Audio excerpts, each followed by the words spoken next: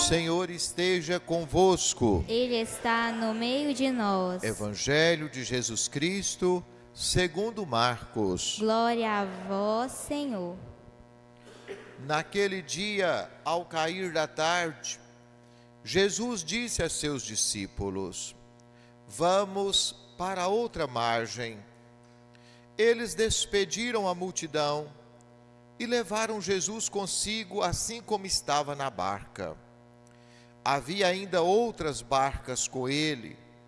Começou a soprar uma ventania muito forte, e as ondas se lançavam dentro da barca, de modo que a barca já começava a se encher. Jesus estava na parte de trás, dormindo sobre um travesseiro. Os discípulos o acordaram e disseram: Mestre, estamos perecendo, e tu não te importas? Ele se levantou e ordenou ao vento e ao mar: Silêncio, cala-te. O vento cessou e houve uma grande calmaria. Então Jesus perguntou aos discípulos: Por que sois tão medrosos? Ainda não tendes fé? Eles sentiram um grande medo e diziam uns aos outros: Quem é este, a quem até o vento e o mar obedecem? Palavra da salvação. Glória a vós, Senhor.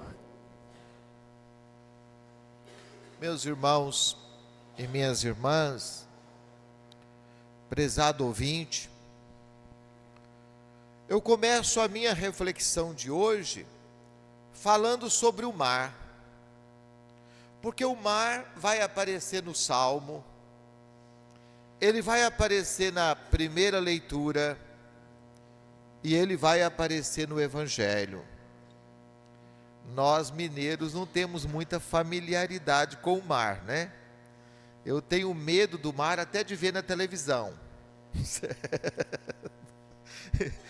E quando acontece, as poucas vezes que eu estive no mar, na praia, eu só entro 2 metros, assim. É só até a água chegar até no meio da canela. Depois você volta. Mas eu acho que é para ter medo mesmo, né? Porque eu fico vendo aquelas ondas em alguns lugares que chega a 5 metros, engole um navio inteiro. Vocês lembram daquele avião lá da Air France, por exemplo, que ele foi engolido pelo mar com mais de 200 passageiros. Acho que eu estou certo, não estou? E acho que muita gente aqui também deve ser que nem eu, e muitos ouvintes também devem ser que nem eu. O Salmo começa dizendo o seguinte: os que sulcam o alto mar com seus navios, para ir comerciar nas grandes águas, testemunharam os prodígios do Senhor. Quer dizer, quando você está em alto mar e acontece uma tormenta, é só Deus, né? Só Deus. Ele ordenou e levantou-se o furacão, arremessando grandes ondas para o alto. Ao céu subiam e desciam aos abismos. E como é que ficava o coração numa hora dessa? O Salmo fala: os seus corações desfaleciam de pavor. Se eu tivesse lá, eu não morria afogado, não, eu morria de medo.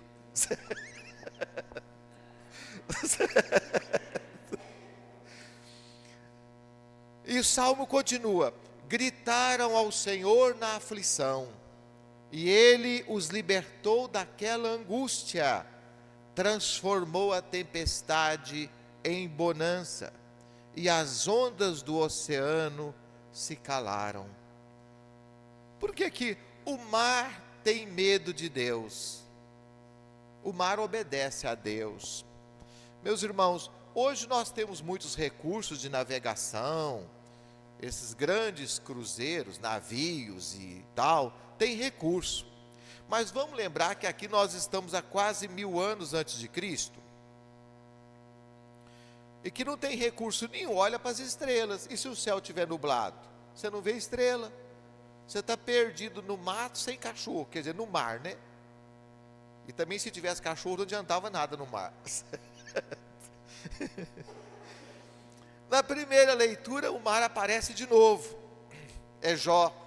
Jó está angustiado porque ele sofre demais. E ele pergunta, mas por que eu estou sofrendo? E a teologia daquela época dizia, não é porque você pecou. E Jó fala, não, mas eu não pequei. E Jó questiona Deus.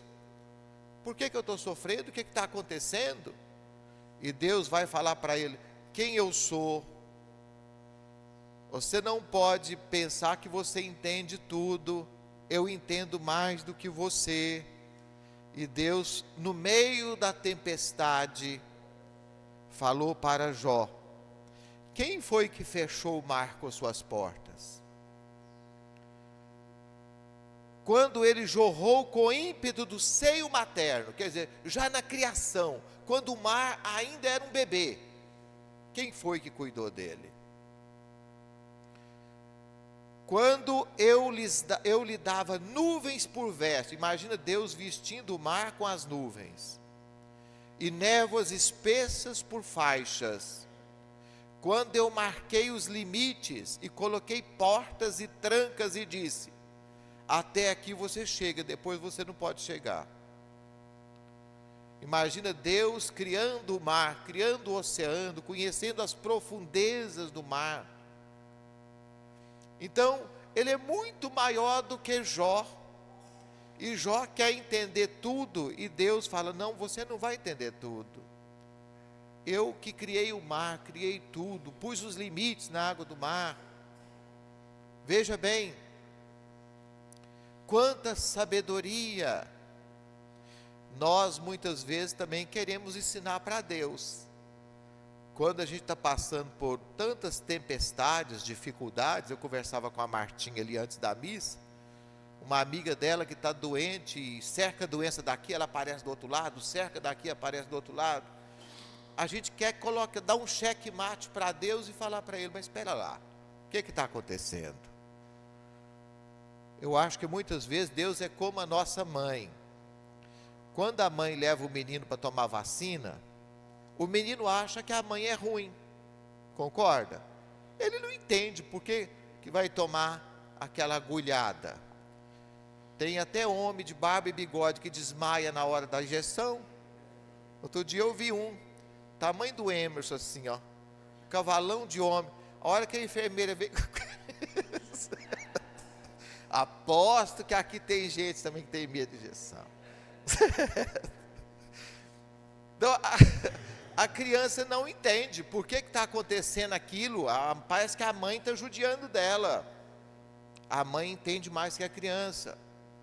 Deus entende mais do que nós. Mesmo quando a gente está passando por uma situação de sufoco, não sabe por que aquilo está acontecendo. Deus sabe. Ele tem razões que nós não conhecemos. Deus é muito maior do que nós e só quer o nosso bem. Lá no Evangelho, está caindo a tarde, é mau sinal. Depois da tarde, o que vem? A noite, não é? Navegar no mar de dia já é complicado, imagina de noite. E imagina também com tempestade. Não é fácil não.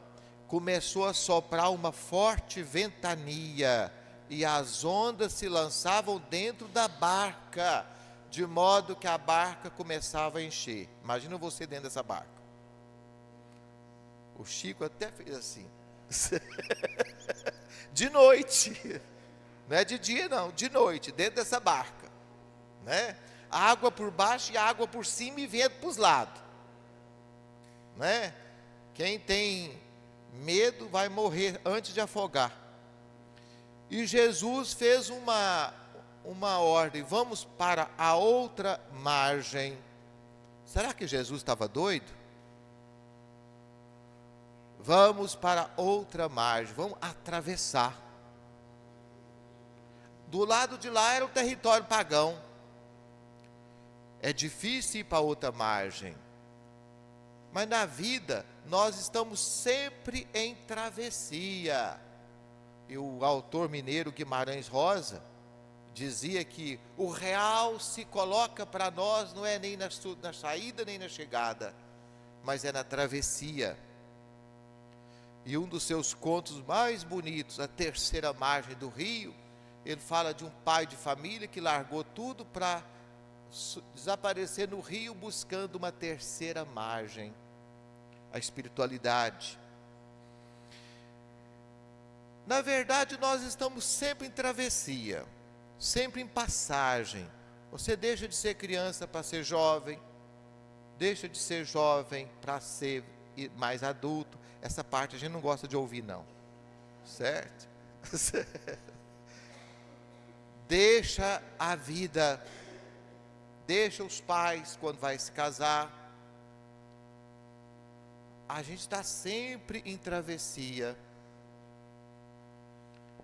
A igreja, essa barca é a imagem da igreja. A igreja está atravessando. O mar é essa vida cheia de desafios, de dificuldades, às vezes, de tempestades, de controvérsias, de provações.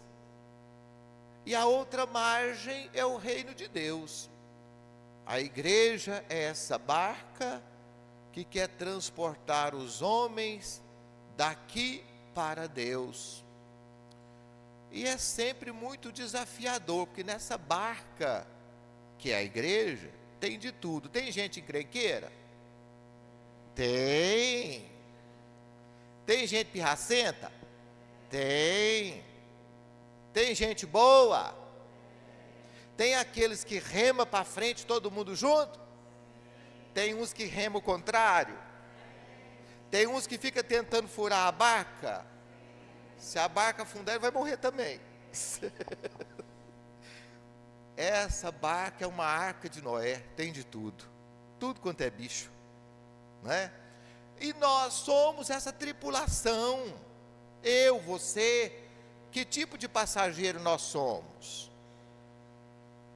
Nessa barca que está passando por esse mar de provações, que é o mundo, dificuldade para criar família, medo do futuro, medo de doença, a onda parece que vai engolir a barca. Que tipo de passageiro eu sou? Eu ajudo a remar no sentido único? Ou eu fico empacando? Ou eu fico criando dificuldade? Ou eu fico só fazendo peso? Que tipo de passageiro você é nessa viagem, nessa grande travessia? Às vezes a gente esquece também que nessa barca que é a igreja tem um passageiro ilustre. Parece que ele está dormindo. De vez em quando é preciso acordá-lo e lembrar que ele não está dormindo. O Salmo 120 diz: eu olho para os montes e pergunto, de onde virá meu socorro? O meu socorro vem de Deus, que não dorme nem cochila. Se eu fosse um diretor de cinema, eu iria destacar esse momento quando Jesus se levanta do barco. Jesus se levanta do barco e as ondas se abaixam. Foi Ele que criou o mar. Foi Ele que vestiu o mar com as suas nuvens. Foi Ele que botou limite no mar. Então o mar lhe obedece. Deus é maior do que os seus problemas. Deus é maior do que todos os desafios da nossa vida. Deus pode acalmar as nossas inquietações, as nossas tempestades, porque tempestade tem para todo mundo. De vez em quando nós temos que passar por verdadeiras provações. Vamos pedir a Deus nesse momento, encerrando essa nossa reflexão, que Ele acalme o mar daquele que está passando por provação mais difícil entre nós e entre nossos ouvintes.